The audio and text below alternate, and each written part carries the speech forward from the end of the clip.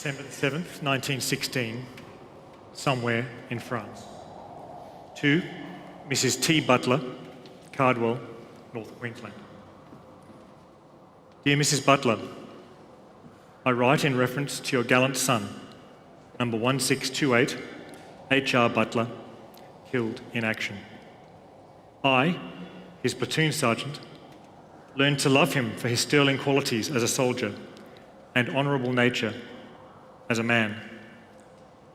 I was constantly with Hughie right up to the fatal moment. It is my wish to give you an account of his last days and convey to you the high qualities your son possessed. We went into action near Fleur on the Somme around the 13th of November. We were regularly under shell fire, and during the 3 weeks following, every man in my platoon learned to look for Hughie.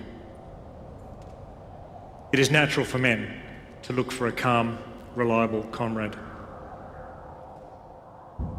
On the night of the 27th of November, we were relieved in the front line, just behind Gudencourt, and were making our way up the valley, which was being shelled, when within a few hundred yards of the chalk pit, some very high explosive shells caught us.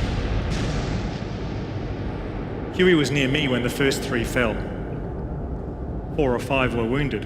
Among them was Hughie's mate, number 210 Keeley R.J. of Mossman. Then there was a lull. Hughie lifted Keeley and was carrying him when the next shells crashed. Then another lull.